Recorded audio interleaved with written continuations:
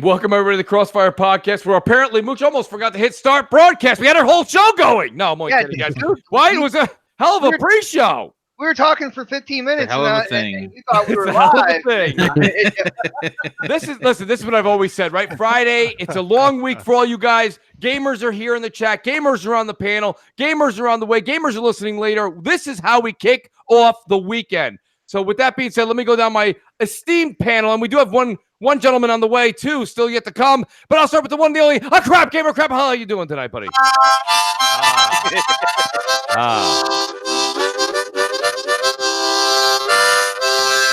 It's like I got a Q-tip stuck in my ear. I'm doing amazingly well. I was a little bit late. I'm not the reason why we're 17 minutes. No, you're not. You're not. Yeah, I was running a little bit late. I tell you what, man, it's like doing the Wednesday, Thursday, Friday thing and then working late as well. Whew, man, you are just tired. So somebody step it up tonight, man. I'm begging you. Step it up. I got you, buddy. I got you. All right. That's what I'm the host. It's on me. It's all on my shoulders. I'm telling you right now. I'm the reason why we're 17 minutes late. That's not Goldblum's fault this time. It's definitely not Goldblum's Damn you, Goldblum. That's one big pile of shit. That's one big pile of shit right there. I know, right? Next, I got Signal Bombastic. Boom. Literally just stop buying things now just for 2 hours to do the show. Boom. How the hell are you doing tonight? Oh, I'm doing great, man. You know what? Real quick, past a milestone for the channel, and you know what? I go back to my first guest spot here, and I say this all the time. You know, opening the door for me has allowed me to surpass 300,000 views in 18 months. And that's a lot to do with being on this show, which I look forward to each and every Friday. And of course, you already have 150 people in the chat, live chat, ready to rock and roll. So let's break down these topics, dude. I appreciate that, Boom. Thank you so much. And then I've got Xbot 448, who is literally sitting in a cloud of his own smoke. Thank you so much for being here tonight, brother. Xbot. It is not smoke. It is straight vapor. It is straight vape. Smoking. That is true. It'll be 2 years in November, man. Have not touched a cigarette. Don't even want one. Why would you do that when I got such good flavors here in my vape mod? It's a good point. Cream. Peaches and cream tonight, brother. But, yo, what is going on, people? I want to let you guys know that I walked to Washington, D.C., went to the Capitol building. They are now passing a bill, and it states the weekend doesn't start until Crossfire goes live. Yeah. Now, you might notice that my name is on one of the first. I was the John Hancock of that bill being passed, nonetheless. So, guys, don't overlook that. I did all the legwork, man. Right? Let me get to. I got some great guests here tonight, guys. I got to be honest with you. It's difficult as we approach the summer months. A lot of these guys are New Yorkers. The weather's finally getting good, and I'm able to grab a few guys in here. But this guy here actually sits in sunlight, and it's about 75 degrees all year long. It's the one, the only, that's one big pile of shit. That's Goldblum. Goldblum, how the hell are you doing tonight, buddy? Good, man. I'm happy to be here, ready to get into these topics. You know. Hold on, Goldblum. I got a harmonica solo paid for thing in the chat.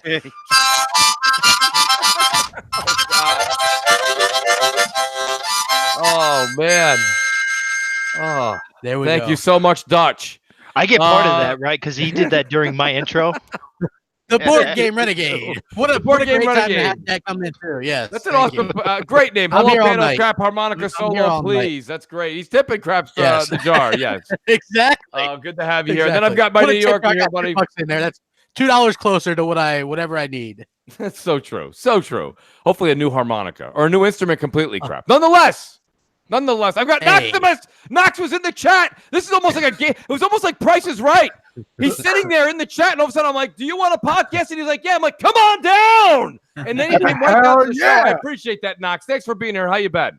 Oh, man. Awesome, bro. Awesome, man. I kid you put out the signal, and I'm like, yeah, bro. I'm there, brother. Hell yeah. Well, let me tell you something, Knox. I'm not going to disappoint you tonight because I'll tell you the truth. I really have the right panel here assembled, and we've got a great guest that's on the way. He'll be here in about 10 minutes. But I do want to start with something that's late breaking. I would not have had this on the list, and you guys saw early I didn't have it on there when I sent it out, but I had to kind of put this on last minute. And Paul Tassi, who's Tassi, if you will, from Forbes magazine, he did a piece, and then he had a tweet out, and I'll actually read it to you guys. Paul said, if you don't know Bethesda's Rage 2 is coming out in 4 days, I wouldn't blame you. Now, I'll be honest with you. Paul ages back. I was a little critical of Paul too, but I think as of late, and maybe this is just me, I actually thought Paul, believe it or not, wasn't that bad. I don't think what he's done on this tweet was that bad, and he's actually been pretty fair as of late. But Rage 2 actually got wind of it, and a lot of people are saying that Rage 2 kind of answered the same way that Wendy's and McDonald's kind of go back and forth, or these other brands that you see arguing. Rage Game comes back and says, LOL, who even are you? Right? Which is very good, by the way. It's that is classic writing. Listen. I have to jump in here. Go ahead, okay? Bo. Because first of all, I don't mean disrespect. He's a journalist. He has a job. This is what he does for his livelihood. So I'm not going to rag on him. But you know what? He is notorious for taking cheap shots. It's true. Okay, he is notorious for that. So I want to be honest with you. I'm not sure who in the marketing team, who in their social media, bullpen saw this and retweet and fired back at him. But I say give that person a raise immediately, because you know what? You know why he doesn't know about Rage 2? Because he's not a gamer. That's the problem. He is a journalist who poses as a person that reviews games, and I'm sorry to say the marketing has been all over the place. I have seen more videos, gameplay videos of what is Rage 2 in the last week or 2 weeks than you can blindfold. You can hit it with a dart a mile away. So I think that good on them for taking a shot on who are you, because you know what? He's a pompous ass. I'm sorry to say, and he is notorious. He does have that. He does have that background, Boom, where he's done that. Yes. I think as of late he's been better, but I remember him when he was taking some serious shots. The funny part though, Boom, and I'll pose the question to you, but the panel knows it's Crossfire. You guys jump in when you're ready. The point of the matter is that Jason Schreier, who I've said has got an agenda. Of course he does. Right. The agenda right now, as of late, with the whole crunch, and then coming down and saying that BioWare's got disgruntled employees. Every place has disgruntled. Walk into any local restaurant right now, guys, Friday night. Walk in, just go, hi, I'm working for so-and-so newspaper. Are there any disgruntled employees in this kitchen? They'll go, right here, right over here. You won't even be able to write them all down. Oh, wait a second. Everybody get in line. Everybody's disgruntled at work. It's the way it is. And now you see in New York. Absolutely, in New York, when you're doing 300 plates here in California, in about an hour and a half. Oh, it's okay. Well, out there in California, you guys have smaller portions, so it's a little bit different. Yes, and we have our lattes too. So. That's true. That's right. You guys, yes, you drink your calories. Nonetheless, okay. That being said, I think that Jason's comes out with a harsh tweet after this little bit of a back and forth, and you could say that was comical. You may agree with Paul Tassi. You might agree with Rage or at Rage Game. You might agree with them. But then Jason Schreier comes out and says, this is typical Bethesda, bashing the media, not allowing the media. God. Right, they haven't answered. Apparently, Bethesda hasn't answered a Kotaku email or questionnaire in over 4.5 years. I'm paraphrasing slightly. And that's the thing. Who cares about Kotaku? Like, no one cares about Kotaku anymore. Like, no one even reads their freaking articles anymore. I mean, the last time I was on Kotaku was like years ago, like maybe like back in 2014, 2015, somewhere around there. And now, like, it's just like, I feel like they're doing this just to stay relevant. And I absolutely agree with you. It's the wrong way of trying to stay relevant. Absolutely wrong way. But again, and I do want everybody here to say and speak their mind, because I think it's something that's very, very interesting. But I've said this now. I said this. It's spaced out. I didn't say it last week. But as these different news articles from Kotaku, especially Jason, which I actually think Jason does do one thing. I don't necessarily like how he digs, but he does do journalism more than some. I think his topics are harsh, and I think he digs in the wrong area. But my point being is that he's got an agenda right now, and I think he's seeing dollar signs. And the dollar signs I think he's seeing is, I'm going to defend the gamers and the developers And you know what I mean? A PC warrior, man. That's what's going on. But he's going after the companies, and he's trying to say that the companies like Rockstar are harsh. They're so brutal on their people. They're so brutal on their folks that the Rockstar employees couldn't wait to get on GTA 6. And that's the thing. You're going up against people who are keeping you in business, and you are trying burning bridges left and right. Yeah, he's burning bridges like crazy, man. Yeah. It is insane, like how much. What is going through this dude's head to think that to himself, like, I got to get an article But he's stating that so Bethesda is burning the bridge in this particular thing. Nah. Which I feel. But it's not even Bethesda who's doing it. It's Avalanche and id Software, so it's right. Like it's not even. It's right. They're just Bethesda's just publishing the game. Right. It's being developed by Avalanche and id. And you know what? Like I said, I'm not sure who did the first. First of all, we have to understand something here. Okay, just because there are so-called journalists does not give them the God-given right to go out and post something on social media and think that it's okay. That was a cheap shot. They fired back. And here's Jason Schreier, which, by the way, look, I give the guy credit for the investigative journalism that he does. Okay, I will give him credit where credit is due. Will not take that away from him. But I got news for you. I've seen the way and heard interviews on the way he talks to people. He is not a nice dude, and he does believe his own shit that he is selling. And I don't know, maybe because he wrote the book, maybe because the book got published, he made some money on the back end. He's Kotaku's, I guess, star writer, investigative journalist. He has posted a few of these crunch stories that have made some headlines. Yes. I'm not taking away what the guy does for his work. I'm just saying that these journalists, they have this attitude that they are owed something by these developers. And a guy like Jason Schreier, he keeps doing what he's doing, and he's going to be blackballed in this industry, and no one is going to want to talk with him. Boom. Go ahead. My bad, but boom. Oh, go ahead. Dude, you try to play the nice guy so much, and you're like, yeah, I'm not trying to doubt his work or anything like that.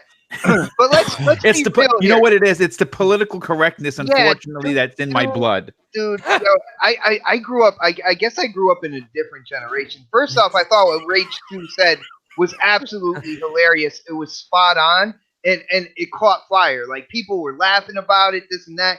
Dude, people have gotten way too sensitive, man. Like, to bring things up, when somebody does a little funny kind of like dig at, I don't care if you're working for like the Catholic Church, your second command to the Pope. Somebody digs on you and it's funny. That's cool. To me, that's part of what Twitter is all about. But for people to try to take it seriously and to make a hard swing at it at that point in time, and it's absolutely ridiculous, Keep doing what you're doing, Rage 2. Yeah. Yeah, I mean, and I'm glad you kind of put that out there. You know what, Xbot, it's good to hear someone say something like that every once and again. It keeps things in check. But I think that Boom makes a good point. Crap, what's your take on this whole thing? I mean, did you think that this was something that was called for? I mean, the Tassie / Rage 2 comments going back and forth were one thing. Once Jason stepped in with I think he used every character possible allowed from Twitter, right? I don't think there's a space left. Look, you need a kind of in-your-face social media team these days, right? Like, that's part of the gig. So I think the fact that Jason Schreier jumped in, I don't know. Like, I've always thought the guy was an asshat. So I've never had any interaction with him, but he blocked me. So I don't use Kotaku. I don't use any of the big sites. So I think that it's kind of redundant or whatever that that he would try to call out that. I mean, it's a Rage thing, right? Right. Like they're supposed to. It's like Wendy's. Nobody's taking that shit seriously. No. Right. I just and props to them for standing up for themselves. Wouldn't I love Microsoft to go, who even are you, when they start trashing Xbox shit? I would love that. I think everybody would love that. And that's the thing. He just sounds like a crying baby when he comes back and tries to get to him. Like try to get back at him. Like I gotta get back at him somehow by saying something else. It's like, dude, just let it go. Like it's not that big of a deal. Like you said what you said about the game and move on. Like right. they were just defending what they had, their game. Like, well, let it's them do their that. hard work. You know what I'm Exactly. saying? It's this is a guy in Paul Tassi that writes these hit pieces, just like Jason Schreier, with no regard to the consequences. Right? I mean, he goes out and he says something negative, and I mean, like, first of all, what would you? I mean, here, my real question for the panel and everybody in the chat: what would possess him to even say that? Like, I mean, what, you didn't get your review copy yet, and you're throwing a tantrum on public social media? I think he just thought that when it comes to traditional advertisement, right? He felt like they're not promoting this game the way that they should have. I think that's what started it all. Now, when it comes to Rage 2's comment, like, I hear what you guys are saying about the developers. I don't really think the developers of the game actually give like two craps about it. They didn't. That's why they said what they said. Well, if you look at the attitude of the game, it is a punk, in your face, all balls to the wall, all out, like, brawling game. And this is a PR like page right here. This is Rage 2, so they have to react like the emotion of the game. You see what I'm saying? So with that being said, that is a perfect way to respond. This is what they are supposed to do out on Twitter. Rage 2 doesn't give two craps about anything. It's right in your face. It's the emotion of the game, and that's the way they're going to respond on Twitter. Kind of like when Fizzy from Sunset Overdrive. Right. Good example, Xbot. They had Fizzy on Twitter as well, and he was cracking jokes and he was lacing into people. Yeah. And it was great. It was great. It was a great move, and I think they should do more of it, man. Well, you know what? And shout out to Predator, who's just joining us now. Pred, listen, you made a great comment. You kind of replied to one of my comments. What was your take on the whole Tassi Rage company, and then Jason Schreier jumping in? I didn't get every little piece of information. I was kind of like at a bar when I read that, so I did get the gist of it. How he kind of came back and lashed out, like, "Who the fuck are you?" To the guy. Like, I don't know specifically who everybody was involved in it, but I didn't have a problem with the comment. I mean, like, I like that attitude. Like, when a developer speaks out against something that they don't typically agree with, I think they have a right to defend themselves. It's been like the last 5-6 years, like, the media has come at people, game developers in general, about their stance on their game, like their artwork, if you want to put it that way. And who are they to criticize the vision that someone else has? It's one thing where, like, it's something that's completely against, the gaming, environment, like the Loot Crate thing and stuff like that. Like, if something's really fucked up with the game, like, it's just completely broken.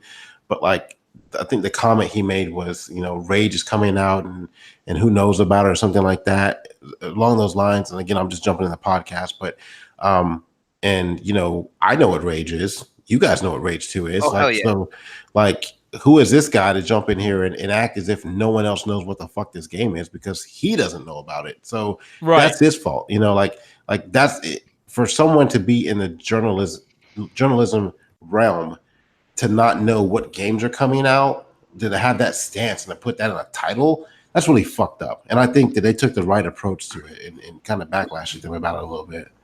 Well, I'll be honest with you.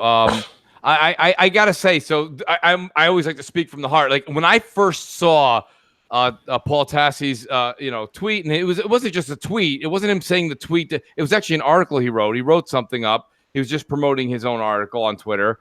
And I thought I read it a little bit differently before I saw all the controversy. I actually was thinking myself the other day, a lot of people have been asking me on Twitter. They've been asking during my streams. They've been asking during the podcast, hey, when does Rage 2 come out? People have been asking that a lot. So when I first saw that, I actually thought that was a decent. I thought he was basically saying, I think Rage needs to do more advertising. But then I was looking at it the way that Rage took it, and I think Rage was doing it all in jest, just to have fun. And again, I want to say this and be very clear. I don't actually think Paul is necessarily where this whole subject breaches from. It breaches from Jason Schreier taking it a step further. I don't think this was Paul. I think Paul Tassi had every right to write the article that he did, and that's how he felt. I didn't think that was so bad. I really think Jason stepping in is what took it from the Wendy's McDonald's comical thing that was going back and forth, right, into like this, like now it's driving against it. Now it's media versus. What did Jason Schreier say? Just so I'm clear. So let me find it. Well, go ahead, Xbot, while I find it. Well, Mooch, with Jason Schreier, I have this one question, and I think it's gonna be more and more relevant as time goes on. How many times is he going to talk about the crunch and how the crunch is unfair to a developer? When, if you notice, it's more and more developers that he's talking about this, like it's a part of the industry, maybe. Absolutely. Well, let me answer. So here's part of the entertainment industry, period, because of the fact that film does the same thing. They do the same shit. Absolutely. It's not just gaming. Like I disagree with that whole mantra on that. He's completely off in left field. Let me read what Jason said to Pred in the audience. Jason said, Bethesda's continued disdain for the press is pretty gross. From blacklisting outlets it doesn't like, in parentheses, they haven't responded to a single Kotaku email for 4.5 years and counting, end parentheses, to tweets trying to drag journalists. It's Trump-esque fitting since Trump is sitting on the... Yeah, then he went into politics. So let me back up. So didn't Kotaku do something to them about one of their games years ago, and that's why they got blacklisted by them? Correct. Yes, they did. Yes. So why are they expecting an email? I don't know. And that's why I said that Jason took this to the next level. And again, I've actually promoted Jason's book on the show, Blood, Sweat, and Pixels. I've read it. It's a great book. But when he goes and starts to dig like that, that's when I think that got other media folks involved, and all of a sudden it became the media versus Bethesda. Right. And again, we all said it originally. That's not Bethesda really didn't even play a role in this. That was right. Is that id Software, or I don't know who's actually responsible for at Rage the game. But nonetheless, that's where that all came from, Pred. And it's funny how now you see what's going on, right? You don't think there's media bias, then you are out of your mind. I'm sorry. This is a perfect example. Trust me when I tell you, if Paul Tassi and Jason Schreier could do a Marvel team up, they would screw Bethesda. They would go out of their way to find everything wrong with this game and give it a terrible review just because they're not getting what they want. That's the bottom line. Well, and let's take it a step further before we leave the whole situation, because I had it as a separate topic, but it really does kind of blend in well here. And I know me and Boom have taken Randy Pitchford's side on other subjects, but now you have a situation right now where Randy Pitchford is again under the hot lamp. And I'm not saying Randy's a saint. I don't know him. But I'm saying right now he came out and said, we did some sort of offering for the voice actor that played Claptrap. And at this point, things didn't work out. That's the end of it. We gave him a suitable offer. He just reneged on it, didn't want it. Yeah, according to Randy, according to what Randy said, they offered him double what the union is asking. That's what I'm saying. A substantial amount in his eyes, in Randy's eyes, and the voice actor turned it down. Well, it's because he wanted back pay for the time that when he did it before. Yeah, he wanted that. Yeah, he actually said in the tweet, and it's funny, Mooch. I'm not sure if you heard it. I was on Basement Radio Arcade podcast on Wednesday, where I kind of put the police hat back on, because if you read what this guy's saying, he publicly admitted that there were 3 crimes committed against.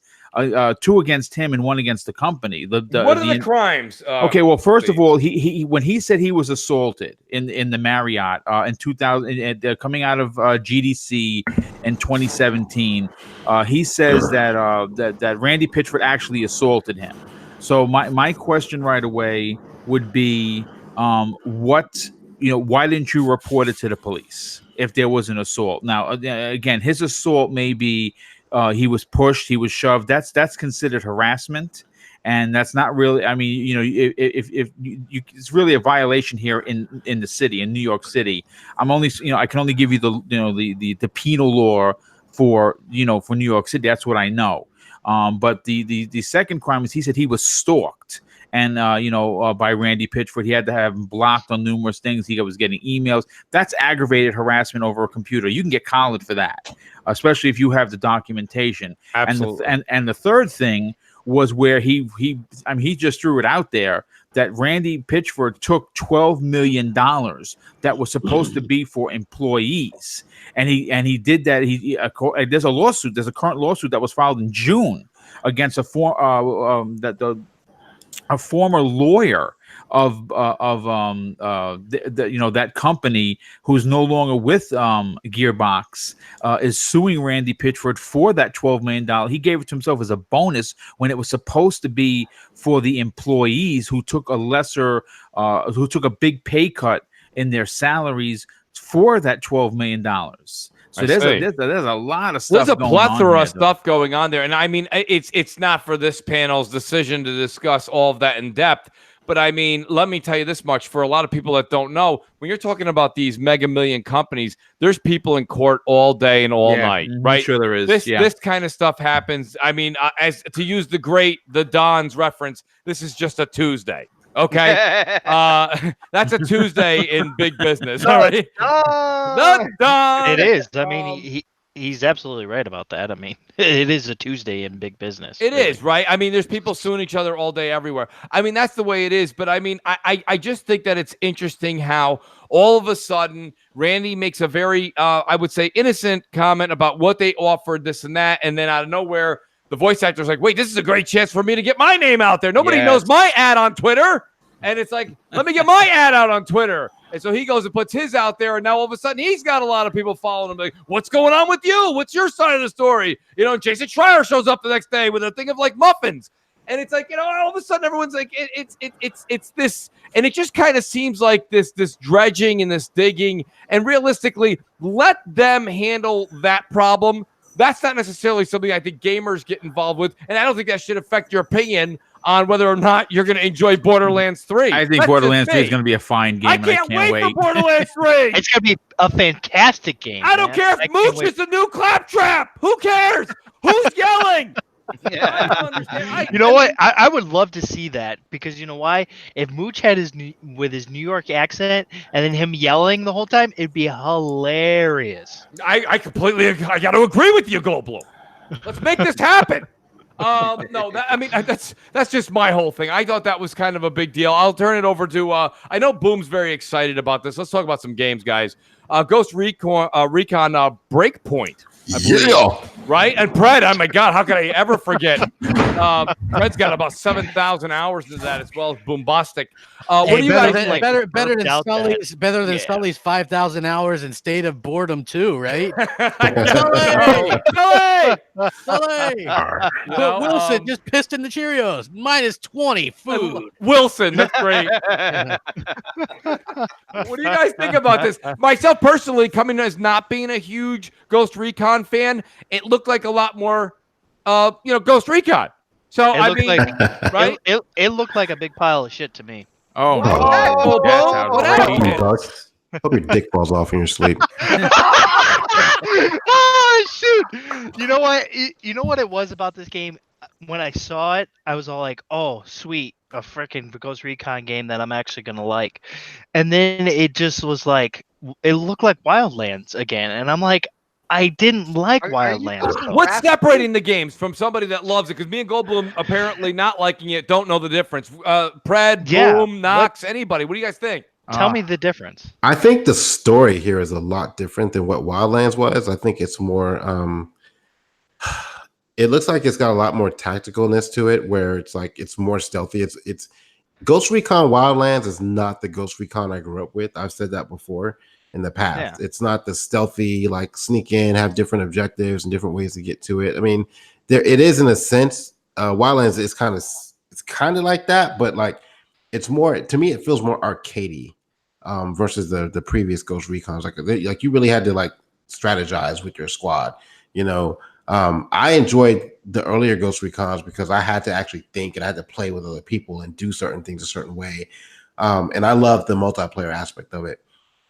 This one, it seems like it's more story driven. It's more, I think from what I saw, it's more of a Like you don't have a squad, which is not. No, it's for a player though. It's for a player, but you don't have the AI squad with you.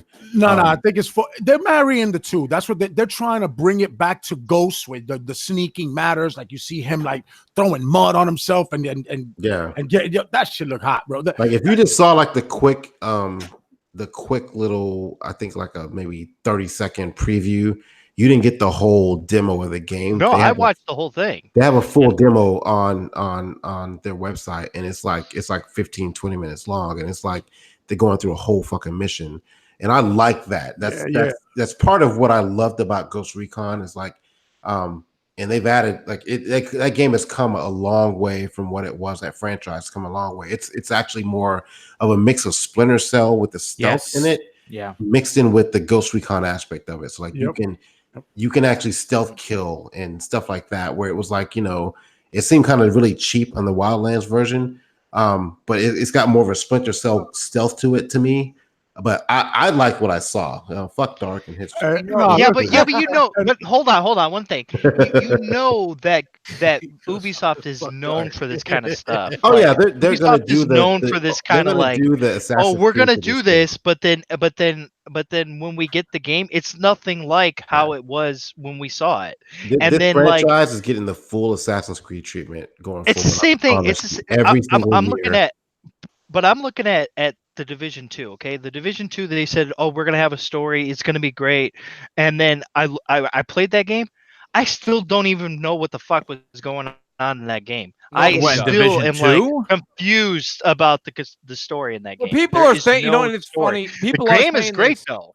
People are saying the game is great. I say Division 2 is very polished. It's very well made. And I'll tell you something, Boom. They went in and fixed something that I've been complaining about. I want to make it clear to everybody if they want. If you do happen to go in with your friends that are a higher tier than you, they managed to fix not only the armor, but the weapons. I was playing with people that were at least, I think I'm level 20 and they were 29. And getting shredded. No. The last time I played, it was fun. Oh, good. They excellent. Fixed whatever that issue was, but I was the time before.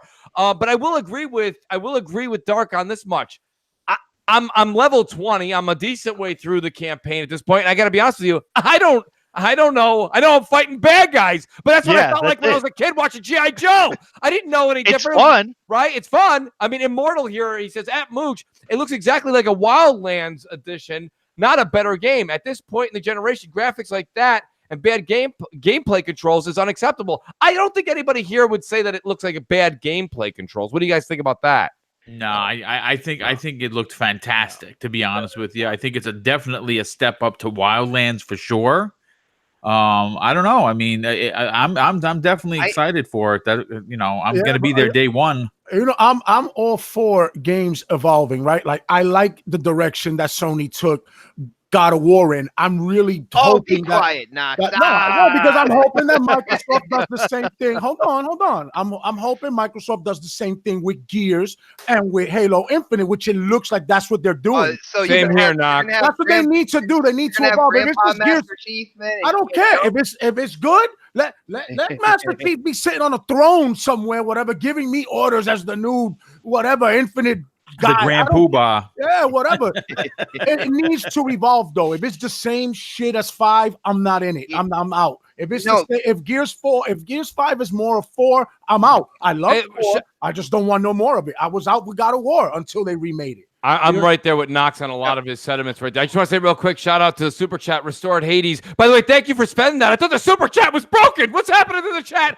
A Ghost Recon from the old school with a little Rainbow Six and Splinter Cell thrown in. Very excited for it. I'm with you, Restored. I think you're on to something there. You guys, everybody's talking about the game, and I haven't heard anybody talk about what I think is like the most interesting aspect of this new Ghost Recon. What's that, Xbox? It's the fact that you don't have anybody guiding you of where to go.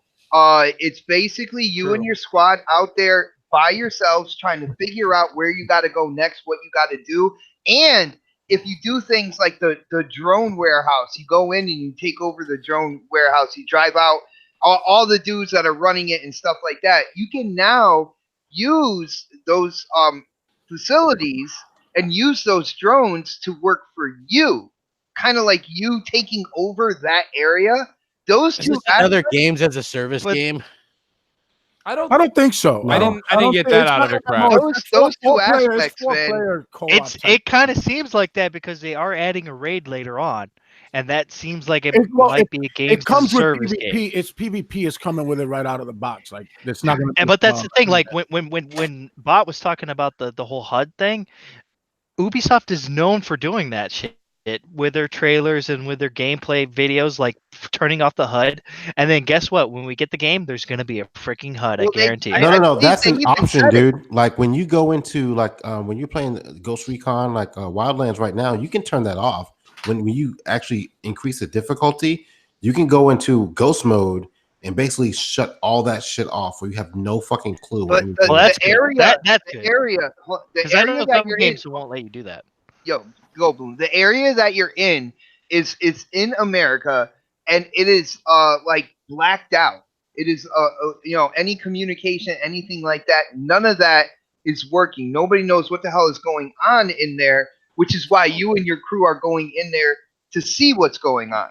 So there is literally no communication besides what's going on between you and your crew.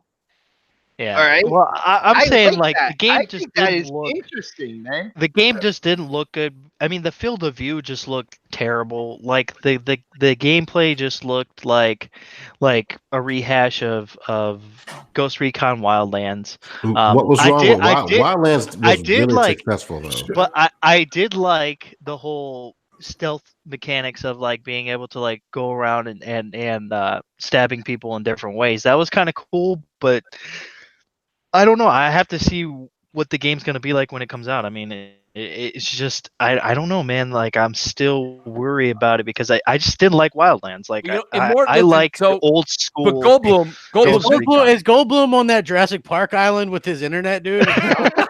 I'm just curious. He's like, oh, yeah. We're gonna see dinosaurs on our. I love Destiny. Great.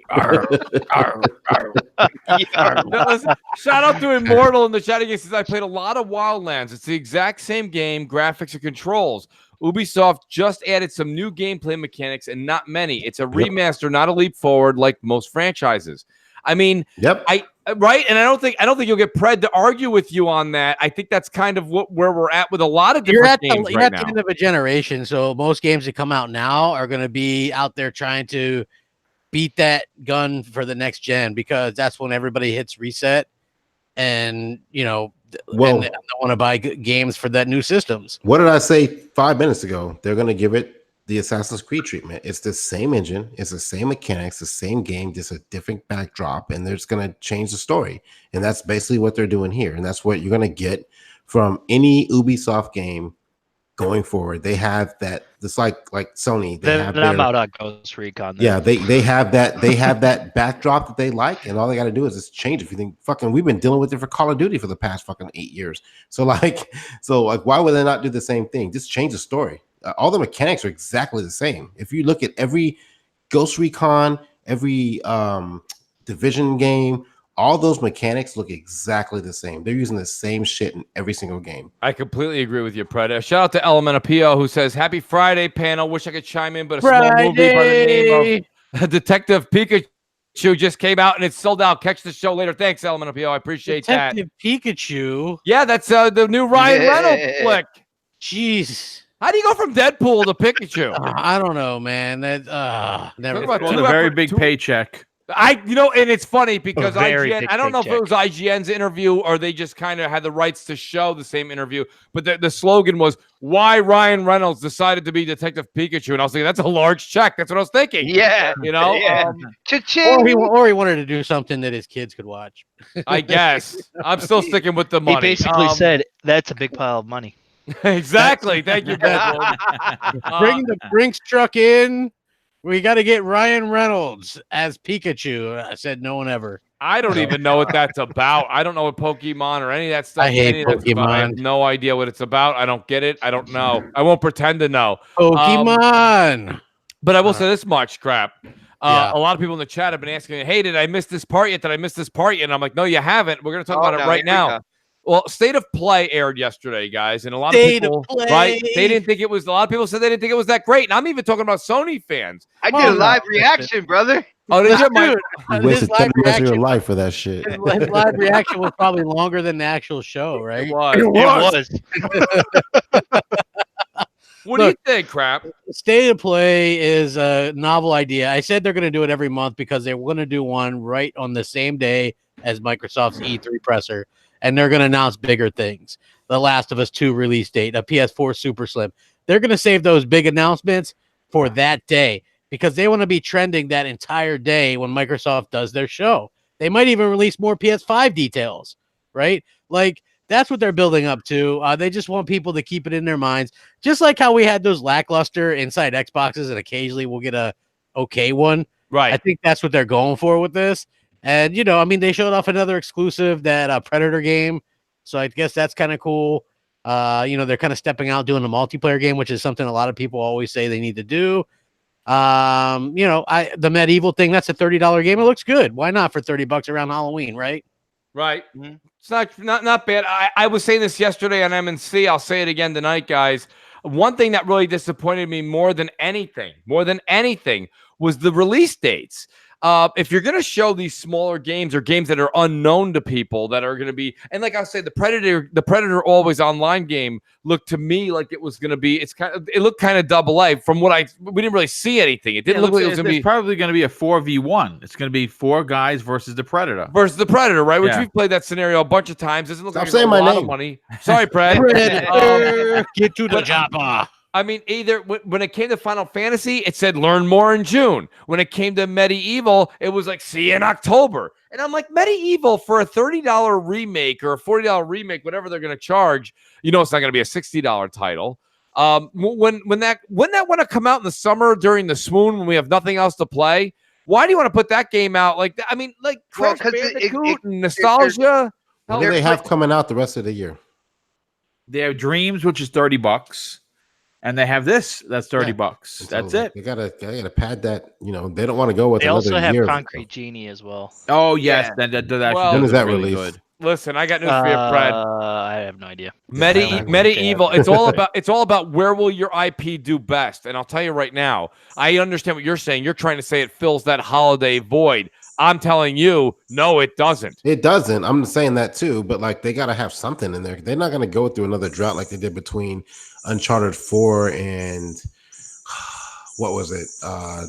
Fucking whatever game came out, like that whole fucking almost a year that they had. They didn't have shit out. Horizon Zero Dawn. That was almost a year. I don't think they want to go through that. People forget about that though, Pred. That doesn't exist anymore. It never happened. PlayStation has no games. Right. I mean, I what do you guys think? I thought that's why when I put it's lackluster, and I didn't actually say this myself. I thought that I knew what you say 10 minutes. I mean, how much are they going to show in 10 minutes? Right. I mean, some podcasts' intro themes are longer than that. I was like, this isn't going to be very much. But at the same time, what they showed in the Final Fantasy VII being episodic, that turned a lot of people off, myself included. Yeah, you're going to probably get a 2-hour, or 2 to 4 hour piece of the game. You're probably going to get the whole opening of the game. I'll see you soon, and you have to. I'm not going to. Which doesn't work for Final Fantasy though. That's the thing. Not. Like, You're with Final correct. Fantasy, that does not work, man. Like I don't understand why they're doing that. Because that's the way they're going. That's the direction they're all going. It's an RPG, Knox. You can't do that with RPGs. It doesn't work like that. You can't give people two. You can't give people 2 hours and then they're like, "Oh yeah." So wait, Knox, you don't know how long the episode is going to be. You don't know how long. It could be 5 hours of the game. You know what I mean? It could be 10 hours. You don't know how long this episodic thing is going to be. You got to see. You got to wait and see. You know what I'm saying? Like we don't know, but this is definitely a direction they're going with this Game Pass and PS Now and all that, and what they're trying to do. It's only logical that they're going to go in this epiodic games direction, dude. It's gonna happen. I didn't think they would try with Final Fantasy. I think it's an odd choice, but it could work. I mean, I do think that, Knox, here's what goes through my mind first and foremost. I'll tell you this much. I'm thinking this game was mentioned a long time ago, and here we are still without a release date. And even after they bring it up again, it says wait till June. and we know that PlayStation's not going to be there, so we're going to hear from it from the Square Enix booth. My point being is that I'm thinking this might be episodic because they just can't get this damn thing done. Yeah, I'm not sure whether you knew this or not, though, Mooch, but Square Enix actually took Sony's old spot. I did not know. Oh, that's right. That's right. No, I did hear about that. They're going to be going on Monday night. That's at 6 p.m. Pacific and 9 p.m. Eastern. Which, all the respect in the world of Square Enix, you're no Sony.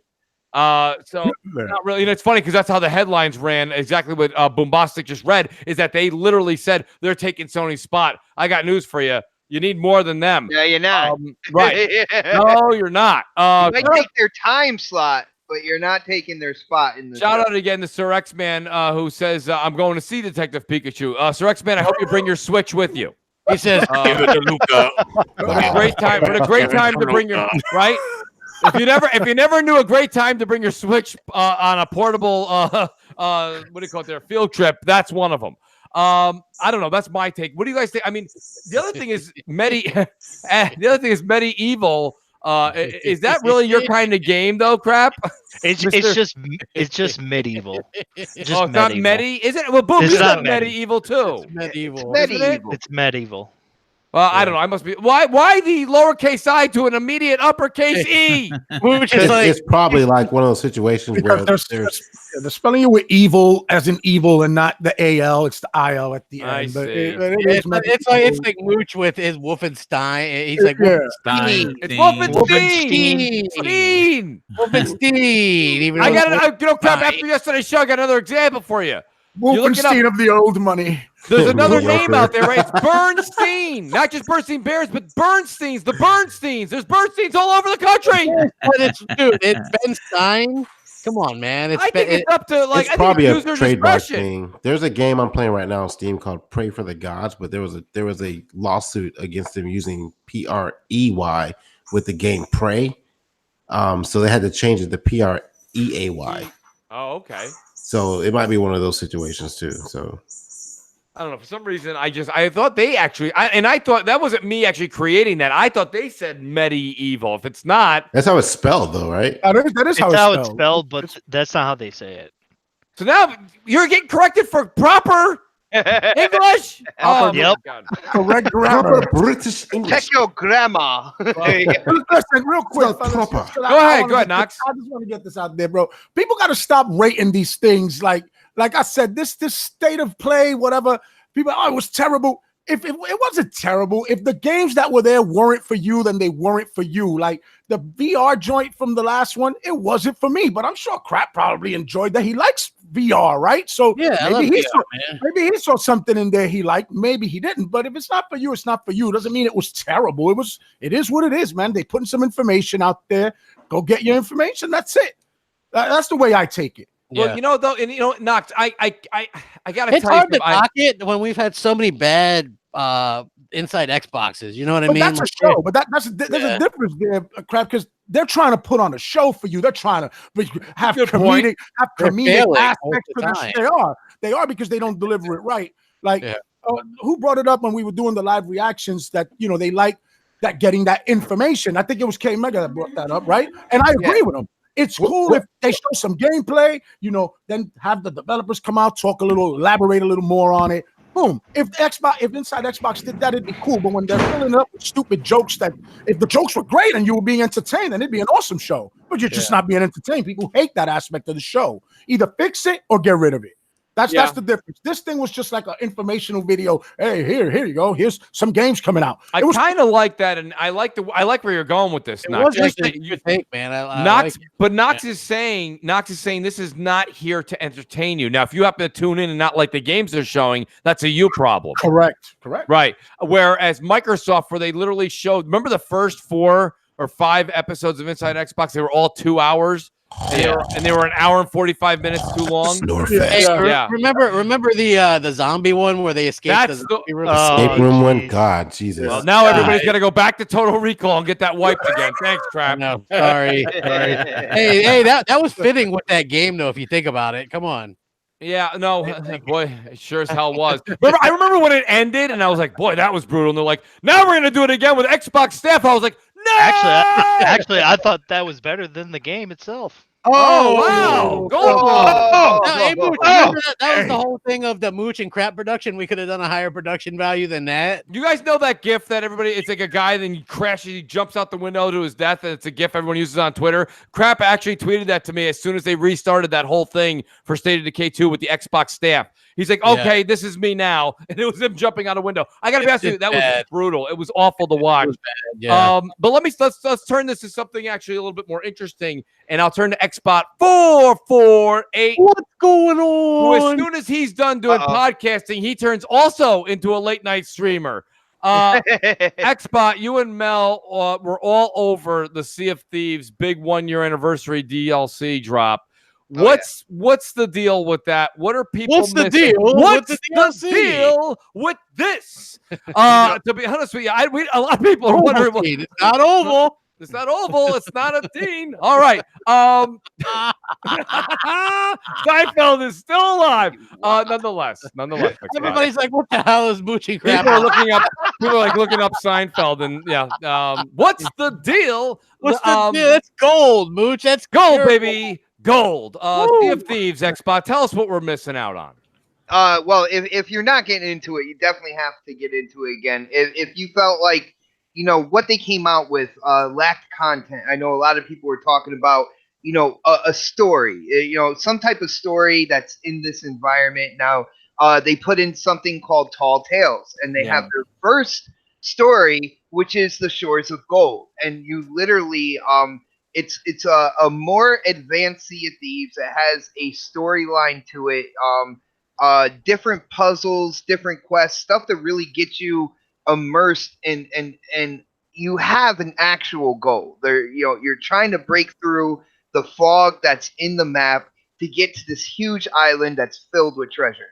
And your trip on the way, man, you have to read stars, you have to solve puzzles, you have a lore book where you can look and see exactly the ship that did it before, how they did it, and you have to try to follow their footsteps. It's really a great addition. But not only that, and I think this might be even bigger for people who like story, and this is weird, the arena dropped, which is a 24-minute, I would call it more like a pirate battle royale. You have 5 crews, 5 boats, and your main goal is to have the most silver at the end of 24 minutes. If somebody sinks your ship, you lose 1,000 silver. So you're going, it's a smaller part of the map, and you're going from island to island trying to collect silver. But like I said, there's 4 other ships. And the reason why I say people who wanted a story might like the fact that arena is there. A lot of the griefers and a lot of the trolls that used to go into the game just to sink people and just to be, pardon my French, but just to be assholes on Sea of Thieves, they're not in the adventure anymore. They're over in arena duking it out with each other. All right. So while they're doing all that, you have the adventure area. Like we still, when we go in, we definitely look at other ships, see what they're doing and stuff like that. But it's a more natural feel. Like, are they going to come this way? So, Xbot, let me ask you a question. It was a great question by, I want to see if I can find it real quick. I think it's Lazus, or he says, he goes, I actually want to play, Lazum. He says, I actually want to play Sea of Thieves, but he goes, I don't really know anyone that's playing it. Can you do that mission, those story-based quests solo? I mean, you can try. The first one, I think you can definitely do solo. But you're gonna, I feel like there's something called Skeleton Lords, and they're really kind of like well put together, graphical, like bigger built skeleton characters, and they are a lot harder to take down, and they have special moves. The first one, she ducks down and pops out, and then like she knocks everybody who's around her like out of the way far. So she'll knock you into rocks, she'll knock you into the ocean, and stuff like that. So they have special moves, and they are like their skeleton structure is like solid gold. All right, it's not gold plating like you're used to from before the patch came on, or if you're doing like a skeleton fort or something like that. She is incredibly tough to beat, and I feel like you're gonna need a crew. I mean, I'm pretty sure. I think for certain you almost need a crew. I'm pretty sure people have done it solo, but they took hours, hours. Real quick here, the Board Game Renegade says the deal is Sea of Thieves is amazing. So I appreciate that board game. Nice. I mean, what do you guys think on the panel besides Xbox? Dude, I'm not even done yet, though. Well, go ahead. I'm not even done. Not only that, the quality of life things that you can do. And I know, Mooch, you might not be into it. A couple people on the panel might not be into it, but a huge phenomenon has been fishing. Yes. Dude, people are going crazy for the fishing. That's not me. But no, but they are, dude. Even you lost me at Sleep of Thieves. This episode is brought to you by Xbox and his Sea of Thieves. In Knox we trust, baby. But dude, it is a phenomenon. There's so many people, putting out screenshots, videos, catching all the fish. There's different fish, different ways to catch them in different areas, stuff like that. And now, instead of depending on the 3 core kind of like factions to get to legendary pirate, right? If you are a fisherman, you can go through kind of like that faction. I think it's the Call of the Wild, and you can level that up and get to pirate legend using that. So that takes the place of capturing the chickens and the pigeons. Well, yeah, you can still do that if you want. But you can also hack that chicken up, cook it, and when you cook the animals, you cook them right. When you eat it, you actually get health replenishment, health regeneration. Not only does it fill your health bar, but you get health regen for a while. So you can eat more than bananas. So it's Skyrim on the sea. Yeah, so you can eat like meat, you can eat fish, you can eat mango. That sounds amazing. I'll tell you, I never think, been done before, ever. Let me tell you guys something. Let me just defend Xbox real quick here. I think what Xbox just said, right? I think the fun part of what the new DLC drops is to create your own adventure in between. Because Xbox, what you just said, probably wouldn't sell too many. Because I'll tell you the point I'm trying to make here, right? Hold on, he's trying to explain it to me. With Arena. Arena sounds like it's a pretty fun addition. Right? And then I said quality of life, which means you don't hang your hat on those things, right? But they are there. So say you're like going from one island to the other in Tall Tales. Nothing is stopping you from throwing a line out there and going fishing while you're going in the direction of that island. Why would I want to go fishing in a game when I can do that in real life? Half of the chat right now is sleepwalking and making themselves a sandwich. Can I go back to Xbox Nation? It received a lot better back there, man. That was good. The time is 8:13 p.m. No, I think it is a lot. It is a whole game. I agree. Listen. I know we're giving it a little bit of shit, but I think Xbox makes some good points. There's a lot of new additions that I think as you play with your friends, you're going to be laughing your asses off. The one thing I really don't find is this is a me problem. I don't care. I didn't like it in Red Dead Redemption 2. I didn't like it in anything. I think you can also fish. I can't remember if you can in Monster Hunter World. I think you can. I didn't do it there, and I'm certainly not going to do it here. Far Cry 5. You can do it in Red Dead too. Yeah, Red Dead Redemption. I remember that. Shout out to the Ash and Luca. She says, "Is this an L after L situation?" Pretty much, Luca. Pretty much is. So we had to stop Xbot. He was putting everyone into a coma. Dude. Just play it, man. Oh, I'm playing it tomorrow night. We're streaming it tomorrow night. It's going to be funny. I'm telling you, we're going to have a blast. I'm calling it the party stream. It's going to be an absolute blast. Story. Some people were a little confused on getting into the story. When you get into the game, go to the tavern. You know where the mysterious stranger is? The guy who will bring you to the legendary kind of like pirate hideout when you're a legendary pirate. He's in the back of the tavern. There is a book right next to him on the barrel. On the barrel, you just vote for that. That is the Tall Tales. That'll get you started in the story. So wait, I gotta do stuff in the game in order to get the story stuff? To get it started, yeah. Oh, that's so stupid. Why would you do that? Go Bloom, take off the sandals that cover your big toe and come back to Earth, please. All right? Well, crap, what's your take on it? I mean, Xbot is literally giving you this manual of stuff that came out. And I mean, is that something that Where are you on this from where you said that you truly enjoyed it back, when it came out a year ago? Well, you know what? I really enjoyed it when, when there wasn't much content. So I'm sure it's much better now. I don't know. Can you disable the crossplay stuff yet, Xbot? You can choose whether or not to play with PC gamers, and that is with PC gamers like in the world. So you can play just with console people in your world. So yeah. Okay, well, about damn time they did that. So yeah, yeah. They listen to crap. Yeah, well, no, they don't. I wish they did. I wish Xbox would be much better off right now. They'd be never mind. But yeah, they'd be doing much better off. I'm excited about Sea of Thieves. This update is what the game should have been in the first place. I feel like if it would have launched like that, Microsoft maybe would have had an 80 rated game, 80 plus rated game, and it would have even been bigger. I feel like this game is something interesting and new. I love the multiplayer aspect of it, but again, I've said this every single time. I can see why people hate it. Like I absolutely can understand why people hate it.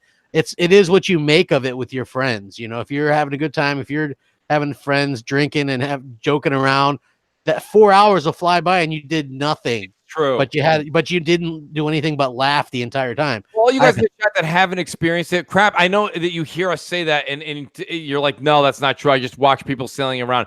When you're with your friends and you're just having fun and you're doing these quests, and now the additional quests and different arenas, and to see the jumping around and the ridiculous, like you'll be in the middle of a fight and you've got to get somewhere, and one of your buddies just falls off the boat, and you're like, hey, bro, we'll see you later. You know what I mean? Yeah, or they get eaten by a shark, or you start puking on people. It's fun. Hard to explain. You got to, shout out to Thumbs. I think he meant Xbot. He said, Xbot, stop explaining the game. My heart can't take much more excitement. And shout out to and then he said Immortal. Shout out to Immortal. He said, great show. Hit that like button. That was real right there.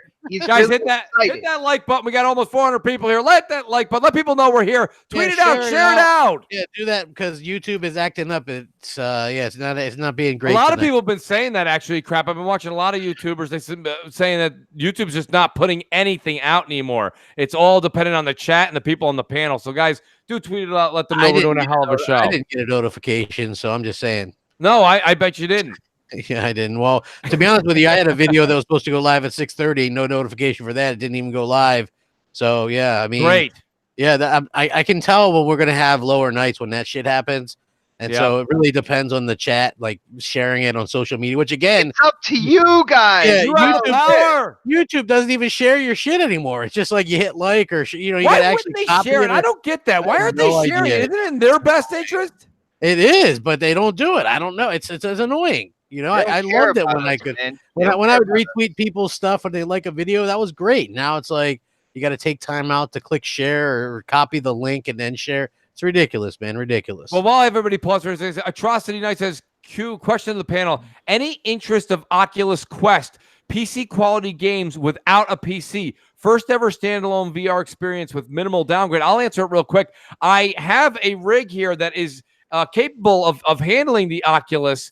But I got to be honest with you, myself personally, with the PC I have, I've been tempted maybe this upcoming holiday to try doing the hardcore VR. But what do you guys think on the panel? This is supposed to be an all-in-one headset. Dude, I am questioning this thing because I took a look at it in terms of the hardware, and they're using like a Snapdragon mobile chip in here. I think that was used in like the Galaxy 6 to run this thing. And I don't know what he's talking about with PC quality games without a PC. Well, that's not necessarily him, Xbot. They're saying that you're going to get that premium experience. I can't see that happening with this thing. And you're untethered.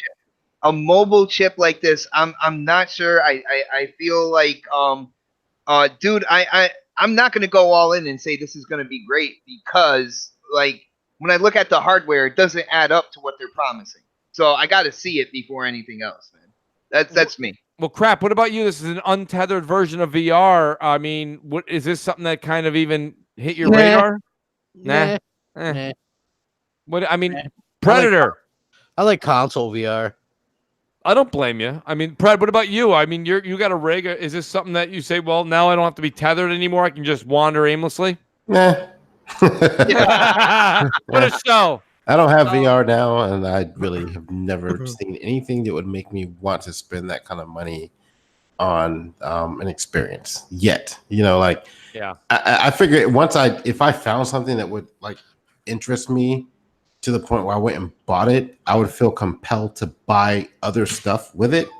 But right now, like as a current state of just VR in general, there's nothing that would draw me into that atmosphere. It's like with my Switch, right? I bought the Switch, I bought Zelda. I think everybody did that, you know, and like, you know, and then after that, I felt like I had to buy games for it because I bought the system, and I don't want to do that again. You know, I just felt like because I bought my Switch that like when a game came out that I was slightly interested in to validate my purchase, I was buying other games I didn't really want to buy. I just felt like I had to buy something for it. Yeah. You know? So, you know, I got the main three. I got, you know, Zelda, Mario Kart, Smash Brothers. And that's really all I've played on it. And right. I think if I bought VR, I would do the same thing. I'd buy like that one banger, and then everything else I'd buy would just be just because I have it. And I don't really want to go down that route again. So I'm just not interested in VR right now. There's nothing out there telling me. So I mean, I know the one person that kind of took my side on this early on was Sienna Bombastic. Boom, you've never been a big time VR, and I know you have PSVR. Yep. I mean, what about something like this where you're finally untethered? Is this something that you might think is this where Boom buys everything, or Boom's going to pass? You know, the thing is this. I have a good friend of mine who is kind of like me, who put me onto this. And I got to be honest with you. The no wires, no PC required thing, I think that's where VR is going. I think this is the tip of the iceberg. I like to see... look, I'm going to say this. I'm almost positive that PlayStation VR is going to head in this direction for PlayStation 5. I really think that's the way it's going to go. Because the wire thing is a little annoying. But I really dig this device. But right now it's $500. I think there's two versions. I think there's a $100 cheaper one. I think the 500 you get the 128 gig one. I think that's the bigger one. It has some pretty interesting games. It's supposed to release with the Vader VR game, which is exclusive, which that's pretty cool. Yeah. It's supposed to also come with something shot VR, the one where you're the orange characters. Super shot. Yeah, that's it. Yeah. So it's super hot. I think. Super hot. Yeah, yes. Super hot, brother. And that's a great VR because they have the PlayStation VR. It's fantastic. And it's minimal graphics, so that Snapdragon can definitely handle it. Yes, yeah, it definitely. I don't know. I mean, I'm gonna be honest. If I saw it for like $300, maybe 6 months, 8 months later, I might consider doing it because I really want to see what it feels like not to be tethered to anything. I think that's where you get that immersion. That's where you truly feel like you're in another world. Plus, those controllers are ultra cool. I will say this much myself personally, and I mentioned it, I think, on Xbox Nation. I'll say it on CrossFire too. I finally redid the office, and I got it set up to where now it's like a gaming like headquarters. I got it all set up. Nice. I did move my I did move my PSVR into here. It's all set up, so I don't have to bring the chair in front of the living room set, move the coffee table, tell a bunch of people they can't walk back in here. If a phone call goes off, on the way doing it. Don't tap me on the shoulder in the middle of a game. All this other stuff. So I have a space now dedicated to gaming, and I can actually say that I'm really excited to try VR and say that this space is going to give me enough room to enjoy that experience. But the one thing I want to kind of go back to when it's VR is we always hear, even the platform owners say this, okay, is enjoying your VR experience. It's not really a game yet. I know that there's one of my games of the year there's Resident Evil 7. Resident Evil 7 is a full game on PSVR. So my hat goes off to them, and I think there's one or two others. Yeah, you had the one with the light gun that you can that had the lightsaber. Beat Saber. No, but there was the first person game where you were like on different planets fighting the bugs. Oh, that crap knows that one. That's Far Quest or Far Fetch or something. Yeah, like that was. I don't have that. Farpoint. Yeah, that was really good. It's a good game. I myself personally, I am still experiencing a little bit of the whole I don't know what the word is there. When you kind of get a little queasy from playing it for more than 25, 30 minutes. Well, you get you get eye fatigue, dude. It is fatigue, right? That's a real thing, man. Yeah, it's not a joke. Like after about 30 minutes, I've kind of had it. And that's something where you go, wait a minute, why am I spending? I mean, we're talking $300, $400, $500. Xbox saying this too. $500, right, guys? $500. That's an Anaconda or a PS5, right? That's a fucking Xbox PC home built. It is, you know, milk crate. Atrocity Night says demos are starting at Best Buy. I'd be willing to try that if we didn't get get pink eye from your trial. So I don't remember that came out years ago too. So I don't know. That's my bring your own Clorox wipes. That's correct. Yeah. Bring your own goggles. That being said, guys, here's something talking about a little late to the party here. EA Access is coming to PS4, and what's great about this whole thing is that I think all the Xbox fans were sitting back saying, let's see how Sony kind of handles this now, and the Sony fans. And I think the Sony fans handled it just right. They were like, hey, you know what? So what? Majority of them. I think this is a day late and $1 short. What do you guys think about this? Dark Goldblum, what about you? Dark Goldblum, please be quiet. Oh, sorry, my bad. That's okay. I was on mute. I didn't realize I was on mute. What was the question? About EA Access on PS4. Is it too little, too late? Yeah, man. I think it's at that point of like they're not gonna get any of the stuff that we get on Xbox. It's not gonna be. I mean, they're gonna get like the newer stuff, but they're not gonna get any of the backwards compatibility stuff. I mean, they might. I mean, I don't know. I'm not. But yeah, right. Exactly. I don't think they can. So, I just think that EA Access as a whole is just not really a lot of fun for a lot of gamers. What do you guys? How many people on the panel have it? It's not a great for me. It's not a great value. Like for me, neither. There's nothing on there that I want to play. Like, I mean, most of their games have just been, as of lately, especially this generation. I mean, the only exceptions I would have to say probably this generation was Titanfall 2, maybe maybe that's it.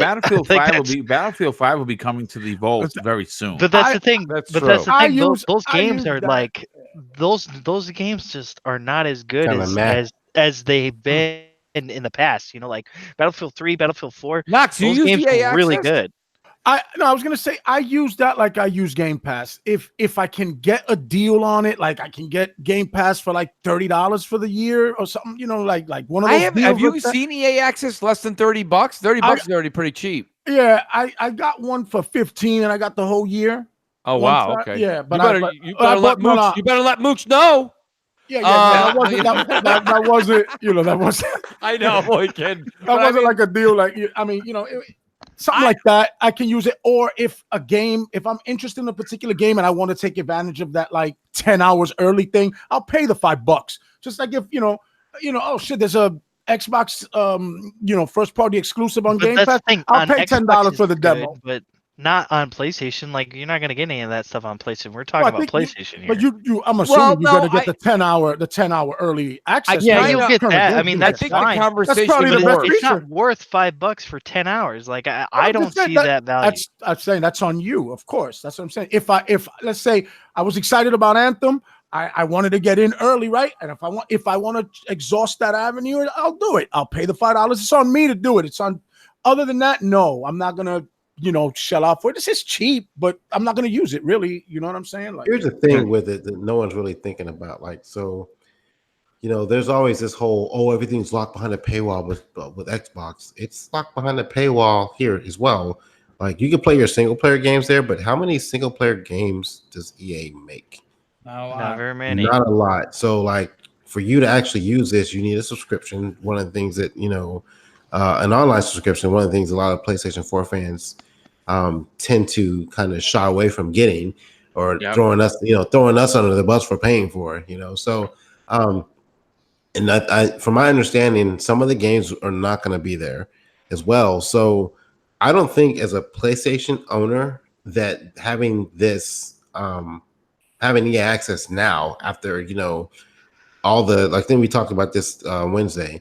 Like all the bullshit that we've had to deal with EA this year, with Star Wars, with Anthem, with what the hell else did they come out with? Battlefield. Like those games haven't been like how they were in the past, right? So if it was like the EA of old, this would be great for them. But EA has been they've kind of faltered this generation with some of their games. Yeah. So why would they want like now? And now they're finally getting EA access. So they're looking like, you know what? I already have these games. I've already got Madden. I've already got, Well, that's Anthem. my point, Pred. Listen, for $30, here's what you get in a nutshell, right? You get last year's sports games, right? So that's terrible. You get $10 off. 10% off. 10% off. I mean, 10% off. I gave an analogy last night that I think it was great. You go to a restaurant, right, and your food shows up cold. You get no refills. You can't get food. You can't get any right. You can't get anything. You can't find your waiter or waitress for a half an hour. No show. All of a sudden, you say, "I got to speak to the manager." Manager comes over and goes, "I'm so sorry that you had the worst experience of your life here. Let me take 10% off the bill. 10%. Get out of here. 10% is not enough to make anybody actually give a shit." And I think the only thing that's really great out of it, to be honest with you, is the trial period. If you buy it for $30 for the year and 3-4 games come out, 5 games come out, you get it for 10 hours each game prior to. That's decent. Mooch, check this out. Yo, they're getting it after the shine is gone. PS4 gamers out there, like when EA Access first came out, and Mooch, you said this, I believe it was on Wednesday. Dude, it was the new shiny thing. We didn't have a service like this where, you had a vault and you paid a certain amount of money to play games, within that vault, unlimited in that vault. And when that first came out, it was like, oh, wow, it's a great deal. We didn't have the Star Wars Battlefront 2 thing. We didn't have the Anthem thing. We're playing like PvZ Garden Warfare, games like that. And it was a great deal. Now with the dark cloud that is hanging over EA with games like Star Wars, games like Anthem and everything like that, it definitely has lost its shine. Right. And of course, it's the backwards compatibility issue as well, where on Xbox, you're able to play EA games from the previous generation for a really low price when you look at it per month. It's just not. It doesn't have its shine like it did when it first came out. So No, I got news for you guys. The thing, Sony invented EA Access. You guys are crazy. Get out of here. Go ahead, I got news for you. Got the Mooch nervous laugh down too. That little. That was it. That's the same one I got. What I really want to see, and I'm Predator, who's a PC dude, has been taking advantage of this. I'm hoping that at some point, again, it's probably not going to happen. I don't know, but I would love to see Xbox get EA Origin access. $100 a year gets you every EA game in there. Day and date, not even day and date. You get day the and whole date, game, yeah. not the 10-hour trial. You get the whole fucking game. You get the whole thing, man. Why would you have different tiers like that throughout console? I mean, we're all playing. Gamers are Xbox is PC and PC is Xbox. We're all the same. We want 2 billion gamers. Why don't these companies start acting like that and stop just talking it? That's you remember when they had Anthem come out and they had that graphic where they had what you get with EA Origins, what you get with EA Access, yes, what you get with Splinter, you get like with the PlayStation.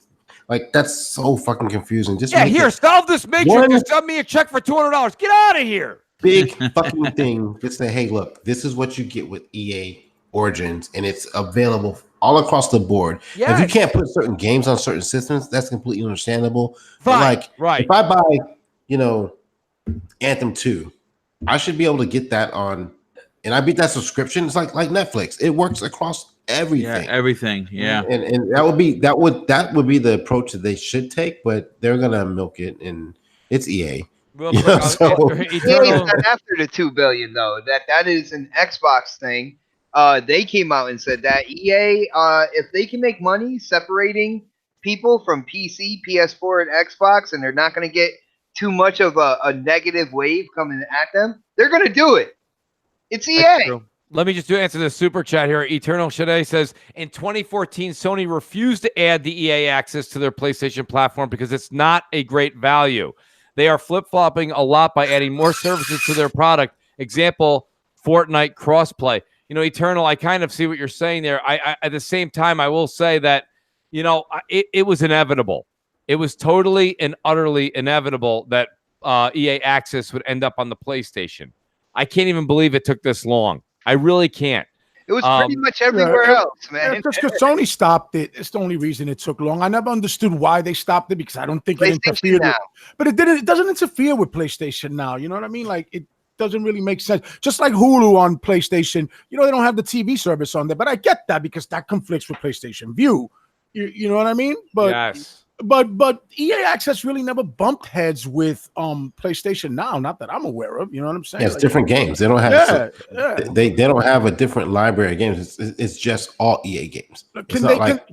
Can PlayStation customers use this right now? They can if they want to. Is it something that they really need? No, but you know what? Right? Options, right? As everybody says, options are good. It's the generation of options. Knox. Sir X-Man says EA Access was the test for Game Pass. Facts. I don't know about facts, brother. Listen, Sir X-Man, I don't know if that necessarily is true. However, I bet you sure as shit that Microsoft had a keen eye watching how that was working and how things were going to kind of pan out. Yep. That's what they So I think Sir X-Man's kind of onto a part of that theory. Mm-hmm. It was an unofficial test. How about that one? And it's funny too because he said Eternal Shade said something about Fortnite crossplay, and I just want to say, Fortnite Season 9 launched, I believe it was yesterday or something like that. That game is still kicking ass and taking names as far as people watching it and paying for it. What a juggernaut. I got yawns for Sea of Thieves. He just brought up Fortnite. Where's the yawns for that, people? You say whatever you want, but Fortnite, man, I mean, you still got like 250,000 people watching that shit live. It's the same damn game, and there's still that many people watching it live. I'm just absolutely amazed that another season. I just find it funny because I remember when Apex came out, they're like, Fortnite killer!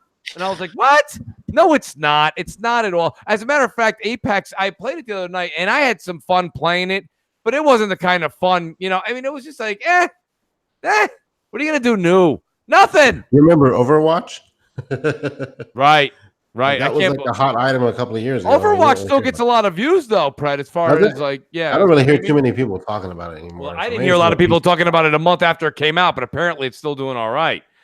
And anybody playing Fortnite at all anymore? Or has now Fortnite become the new taboo thing, right? You can't. Before it was Call of Duty. Call of Duty. Who plays that besides the 85 million people buying it? Dude, if I play Fortnite, I'm playing the original game that came out, that Castle Defense. The first time I played that was with you and Mel, actually. Yes, sir. Xbox and we made it fun. Yes. Hashtag fun, baby. Hashtag fun to be had. Guys, this is an interesting little stat, too. The Nintendo Switch is very close to surpassing the PS4 in terms of sales in Japan. This is interesting, guys. I mean, the Switch came out in 2017. The PlayStation 4 came out in 2013, and you've got a situation right now, especially in Asia, where handhelds are just doing so well. And even the Vita, did the Vita do all right in Japan? I would assume it did pretty damn good. Not really. But it wasn't enough to keep it afloat. Exactly. That's what I was going to say, right? So, I mean, crap, what does this tell us about portable? Is that why that whole rumor came out 6 months ago when they were telling us that Sony might be looking into the PlayStation 5 having a portable device, which I don't think that'll be the truth. Well, I mean, look, why not have something like the Switch? It's highly successful. You could always have it as an add-on for the PlayStation 5. Yeah. They have patents for it, so I don't see why they couldn't actually do that, to be honest with you. They've been known to copy what Nintendo does time and time again. It makes a lot of sense to do that, in my opinion. So I could definitely see it. Will they do it right out of the gate? I don't know. Maybe they want to see if there's some longevity with the Switch, but I don't think that Sony necessarily looks at the Switch as a huge thing for competition or whatever. You know what I mean?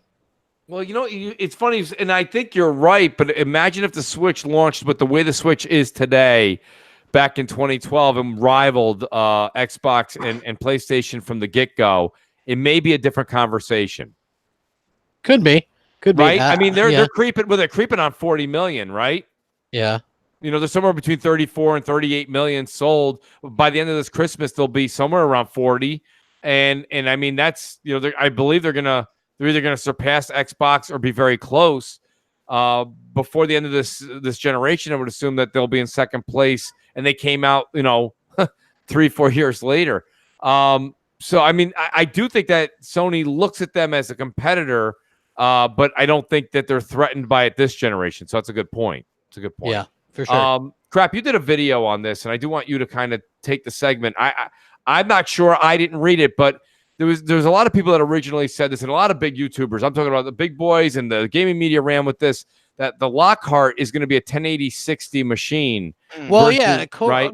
Like according to Brad Sams and some other people, 1080-60 machine makes no sense to me whatsoever. Me neither, crap. Like, how do you push 4K like they're doing, and then go back to 1080-60? I don't really. What get about that, the low asking price of maybe like $299 for something like that? How can they? I mean, I don't know, because it's supposed to be more powerful than the X, which is still $499 technically. Well, it's weird though. Crap, you say that, but I don't. Go ahead, I have to. Yeah, I have to say that I agree with Crap on this one. You see, they've been pushing. First of all, the two-prong attack I think is fantastic. And we have heard from numerous sources. Again, this is not to confirm people, but this is what we're hearing. That's right. That that the Lockhart is going to be slightly more powerful than the X. It's going to be the cheapest of all the next gen consoles. It's going to be the cheaper way to get in. I don't believe the 1080-60 thing, simply because Crap has it right. Right now, the X is doing 4K 60 on some games, right? So it wouldn't make any sense they would take that kind of a backseat, especially when the CPU, which has been bottlenecking for a long time in this generation, is going to be that issue is going to be relieved with a better GPU and a better CPU. So I mean, maybe 4K 30. I don't see it going 1080-60. I think you might have a choice in titles. Well, I think another thing. My bad. Another thing, Boom, that we got to think about, which is a console hooks up to a TV. Correct. All right. Yes. You look at what the TV industry is doing. I would guarantee that by like this holiday, you're going to be hard pressed to find a 1080p television. Everything is going 4K. All right. That's going to be the standard. So why, with your next series of hardware coming in 2020, would you make a 1080? Because this is the thing, but people are focusing on the 1080-60. It's not that. It's gonna have that, right? It's gonna have 1080-60 with probably a 4K 30 option. It's gonna be the X, just with a better CPU, right? But if you want the beast, if you want the 4K 60 straight up, you got to get the Anaconda. If you want to, if you're going to take some L's where you're going to have a little choice, all right, you want 60, you got to go to 1080p. You want 4K, you got to go to 30. With a better CPU, you get the Lockhart. That's what it's going to be. People are just fixating on the 1080-60 thing. Dude, can you go out there and tell people that? Because you made sense right now, brother. That's what it's going to do. That's what it's going to do. Let me ask you this, Knox. What in the chat says, what about 1440p 60? That's an interesting proposition. That can also be an option, right? Doesn't the X do that now? Like with 1440 monitors, the X does that now. So and people are saying, how can the X be $499 and the Lockhart be cheaper? Because the same parts that are in the X now, they're going to get the X won't be on the shelf anymore. It'll be Lockhart or whatever they're going to call it, and it'll be cheaper. Yes, and we're a year and a half away from this, right? So this holiday season, bro, it's gonna go down. The X is gonna go down. The SAD is gonna go, whatever. The F is gonna go down. They're gonna drop in price. They have to. They have to. They're gonna be a year away from their console. They gotta cut the price of this, bro. Try to get more of these things in the houses if they want to. Whatever. Try to cut their losses, I guess. But that's the way I think the Lockhart is gonna function for me. That's the only way. Let me see. Is there anybody on the panel that's even thinking or contemplating picking up the Lockhart for any reason? We're all getting the Anaconda. My daughter has an S, and if I might consider trading that in to get her that, but it depends, like the price and stuff like that. If she's okay with it, she's not a graphic whore. I'm gonna call my daughter a whore. Yeah, wow. She doesn't care about that kind of stuff. She's about playing with her friends. So like, I might consider it depending on what it looks like, and let's say it's $299. You get a decent trade in for your S, Pred. Is it something you'd do? It's more powerful than maybe. But You're if it's the same hardcore. Well, it has to be. Hell yeah. For the children, is one. That's what I'm gonna do.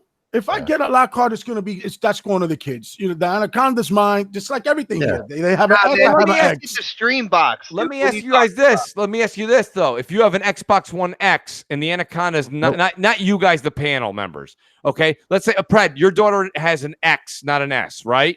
She has an S. Now, I have the X. No, but I'm saying, let's say she had the X. Would you then upgrade her to lock card, or no? Just say keep the X. You'll be fine. There would have to be something significant in there besides. Well, it's going to be a better CPU. That's been said by Brad Sams and others, I believe. What I would most likely rumor, like going forward. This is what I typically do, right? I trade in my daughter's console. I give her my X. I get the next biggest one. So I trade in the lower console that I have in the house to get the bigger console, and I just basically hand my next console down to my kid. So I've been doing that the whole generation. So I get the big boy shit. She gets my old shit. I get rid of her old shit, and I get the new shit. If that makes any sense. So I got that. And that's most likely what's going to happen here. I'll trade in her S. I'll give her my X, and then I'll use whatever I get from my S and upgrade my console here in the man cave to the most powerful one that's on the market. And real quick, because I see in the chat they're saying there's really no need for a lock card because you got the X. And yeah, I mean, I kind of feel you on that. But remember, the CPU on the X, the bottleneck, it's not going to be able to handle what's coming out. Jaguar cores, man. Yeah, it's not going to be able to handle it. So that's the reason you're going to want this lock card. You know what I mean? Eventually, you're just going to have to get it. You're going to have to upgrade if you want. It is a smart move, Knox. I kind of agree with you on that. I will say this: if they do a custom console, I might. Might be there. So I'm just saying, like, custom Gears console or a Halo console. Yeah, I might have to cop that. I'm with you. I would definitely do the same. Well, not for the console. I'm looking more to see if they're going to do a Gears 5 and a Halo Infinite collector's edition. I'm more interested in the collector's edition. Yeah. That being said, guys, I do want to bring up one more thing. This is kind of a big deal. I've made it very clear that over the years, we're very fortunate to have games at $59.99 for over 2 decades, just under 2 decades. And there's recently it's in the news. U.S. Senator attempts to add a bill into legislation to forbid loot boxes, and I'm kind of abbreviating there a bit. I listen. Brother. I did, but loot boxes should not be banned. And the reason I say that is if Boom wants to buy a Pegasus horse in Odyssey, Crap wants to buy a 10-gallon hat in Red Dead Redemption 2, you know what? That's their money, and let them do it, because when they spend that money, I get to spend less of mine on a game. So I want to make sure that everybody kind of gets the idea here. The gaming media for the past, 2 years, 3 years, maybe this entire generation has spun microtransactions as the devil. And I'll tell you something, right? There was a couple of times early on in the generation where they tried to do pay to win. We're all as gamers against that. And I believe any developer that ever comes out with a pay to win scale is just committing suicide. That's an awful thing. We stood up to it as well, man. We did stand up to it, right? So now it's just a glorified sticker or spray paint like in Overwatch, or it's a something your character can do as an emote, or you guys fill in the blank. Why would we want, and I'll start with crap, why would we want to ban loot boxes and microtransactions when they're keeping the price down for us gamers as a whole? You know what? I just think that it's they're looking for something, I guess. I don't get it. As long as it's not a pay to win scenario, why care? And I think that they're trying to tie this into gambling or the degradation of society. Society, it's teaching kids to gamble. Children. It's the somebody spent $14,000. Well, you know what? Maybe you should have kept a better eye on your kids, or not allowed their debit card to be on the Xbox. And let me say this. Since you said it, I believe PlayStation has it. I haven't set it up on there because my kids don't have a PlayStation. They have an Xbox. I have a PlayStation. The Xbox has stuff on there that says when a purchase is going through on a minor's like Xbox, that the email goes to the parent, and I believe you have to accept it. Yep. Yeah. You have to approve it. You have to approve it. So you can't say, "Oh, well, my kid's addicted to this and he spent that kind of money." Set it up. Set it up so you can't do that.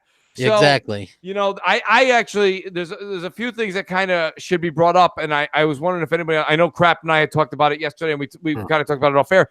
Like, Pred, what do you think about this? The government shouldn't get involved. Nope. I wouldn't say they shouldn't get involved, but I think they should kind of make some policies where some things are a little bit more transparent.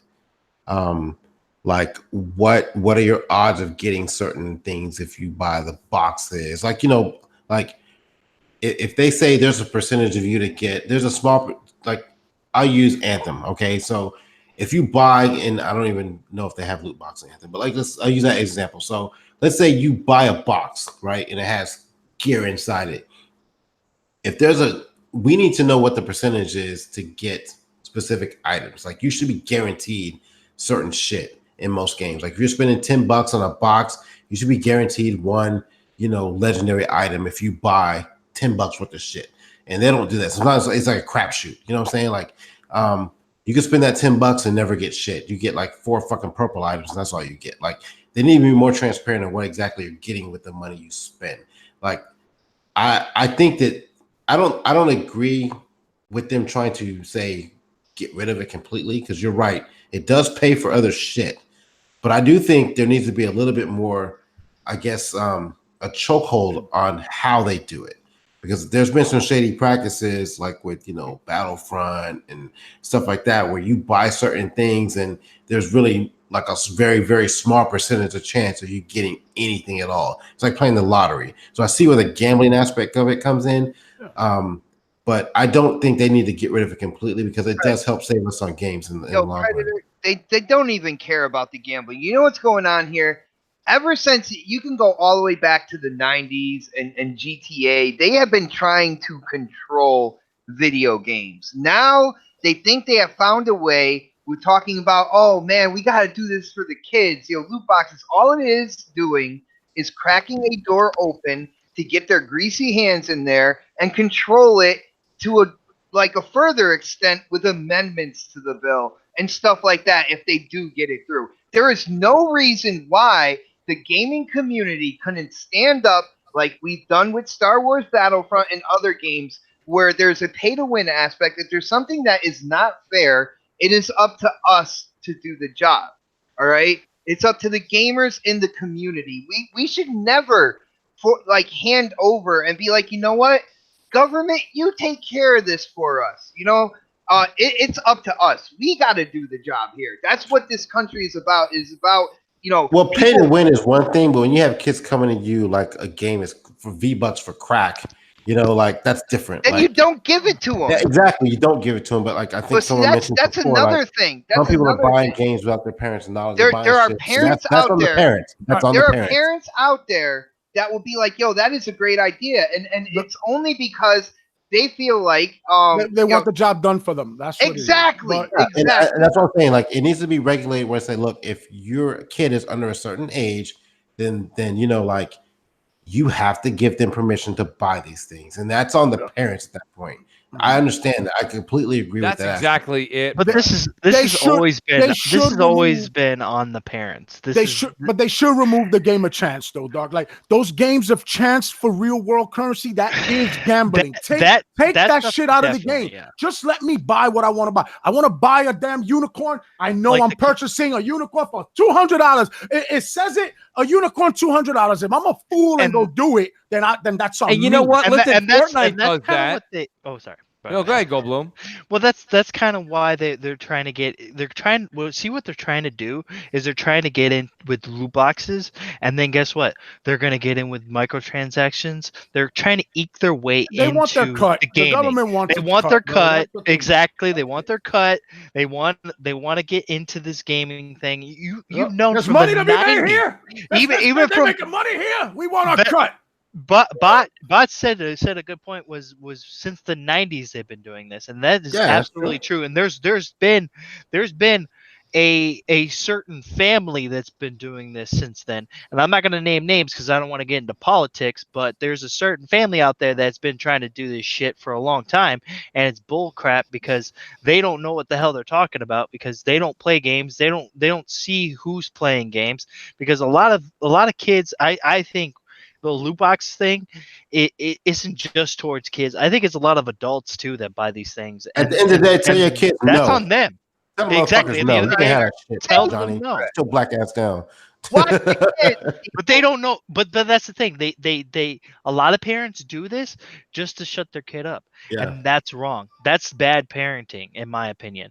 I mean, maybe I don't know who does it, but way, guys. I'm just saying that's bad parenting. See, my kids love Fortnite. Like they're all. That's why Fortnite. I bring it up a lot. I kind of keep a keen eye to it because that's just what they play a lot. And Fortnite does it kind of interesting. They kind of do what Knox said, right? My son will like a certain skin that you can like buy for your character. Okay, it's not a chance. It's like there it is. It's $10. Right, and you want that one? It's $20. Mm-hmm. And then what they do, it's not chance, is they have a counter counting down that says these skins or these outfits will no longer be available in 8 hours, and that gets them to go. Oh, dad or mom, I want sense this. Of urgency. Right, sense of urgency. So they're still getting that sense of urgency, but they're doing it not as shady as rolling the dice with, because it's not shady. It's not shady. If you go to a store and you pay $1.50 for Pepsi, you got a Pepsi. You know what I mean? Like you're bartering. That's bartering, right? But when I'm playing a game of chance, when I'm rolling the dice, I just got nothing. I got a nothing for $5, and then I got another nothing for $5, and another nothing. That's a game of chance. That is gambling. But again, you can set this up on your Xbox. You can set this up on your PlayStation. They have all of those things in place. My kids can't buy shit without me knowing. They can't even access their account without coming to me and telling me, sign me in, Dad. And they do that every time. That's right. But also, you know what the thing is that these companies like Xbox and PlayStation, they shouldn't make you put your credit card on file, which I don't think they have yet. I haven't seen it yet where they make you do that. And that's the thing. If parents are putting their credit cards on file with their Xbox or their PlayStation, that's on you. That ain't on anybody else. That's right. No, that's right. It is true. It's very true. Like I said, there's procedures, there's steps, there's prevention on each of these boxes that allows you to govern and watch what your children are doing. There's parental guidance. If you're going to give free guidelines, if you're just going to give free will to whatever to the kids, and the kids spend $2,000, that's I hate to say it, it's on you. Yeah, you're gonna have to take that loss. But should the government be getting involved with this? No, I don't like it. No. I don't like it at all because, like I said, ultimately it's just going to lead to what they can get out of it. You know what I mean? They start taxing stuff. Yeah, they start tax. Oh, you want to gamble? Here we go. You're gonna pay some taxes. Uncle Sam got to get his. You already know. That's right. That's right. You can't get out. There's no get out of jail free card for every bad purchase you make in your household. Yeah. He's making games $90. He G's me every Thursday. Every Thursday. Right, don't ever say that on the air again. That was great, guys. With that being said, it's 9:00. It has been an outstanding, awesome debate. Great topics. The panel's been electric, and the chat's been fantastic, guys. I want to say thank you to every one of you guys. I'll go in reverse order here and get you guys out. Being able to game or go out or whatever you're doing. It's actually nice out in New York for once. Pred, let me start with you. Pred, where can people find you? And thank you for being here tonight. Anytime, man. Predator space H2OS, Xbox, PlayStation, MySpace, YouTube, wherever else you want to find me. Next podcast tomorrow. Make sure you guys vote for me because I will have some gameplay and I should win. Stop voting for these other knuckleheads. I won. Don't worry. Nobody votes for me in dark. Don't worry about it. You're good. What are you talking about, Pred? That's so great. And then I got Knoximus Knox, last minute in here. Awesome guy. Man who keeps the peace for a living and does it for all of us. Knox, thanks for being here tonight. Let everybody know where we can find you. Oh man, you already know, Mooch. Thanks for having me, brother. Anytime, bro. I love being on CrossFire. Appreciate that, Knox. Yeah. Awesome show. Y'all could catch me on Wednesdays on Xbox Nation with Mooch, Crap, Xbox. Oh, yeah. Over there. You can catch me on Saturdays on the next podcast. You already know. In Knox We Trust. You know what? In Knox We Trust is coming back, man. I'm going to have to just do what I got to do to put an episode out, man. I just want to, get that done. So I just want to do it right. So it's coming out. And, channels, brother. And my man Crap inspired me with his harmonicas. I'm going to be on some, you know what I'm saying? Like, come on. No! Yeah, now we're talking.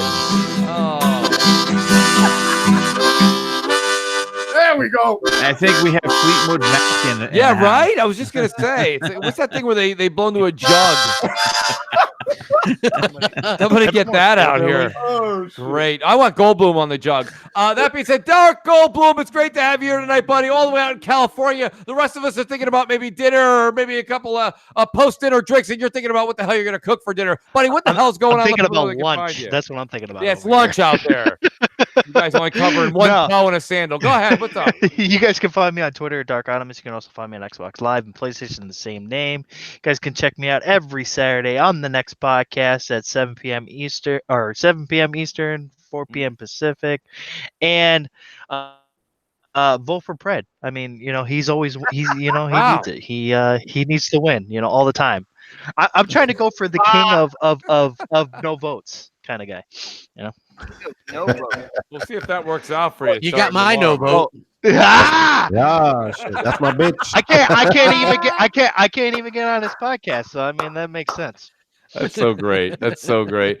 And speaking of podcasts, the next podcast with Xbot 448, Confused Once in a Blue Moon for 844 Xbot. Let people know what you got going on tomorrow, buddy. Yeah, brother. Every Saturday on my channel is the next podcast. Of course, Knox. We got Dark Goldblum. We got Predator. We also have K Mega and myself. Tomorrow is going to be a fire show, man. I can't wait. I haven't given the topics to the panel yet. I'm waiting for a little bit later tonight. Actually, I try to wait until I get all the gameplay. So as soon as I get all the gameplay, I'll give them topics. But I already know what they are, and it's going to be a fire show. You guys got to tune in tomorrow, 7 p.m. Awesome, Xbot. Thank you so much. And I got Singular Bombastic Boom! Boom! What's up, buddy? Tell everybody where they can find you. And thank you so much for being here on a Friday night with us.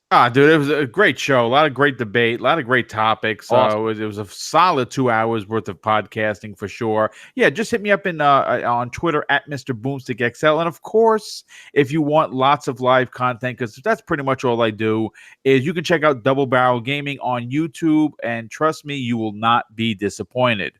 That's what I'm talking about, Boom. Thank you so much. And then last but certainly not least, my co-host on MNC Show, Crap Gamer Crap. Let people know where they can find you this weekend.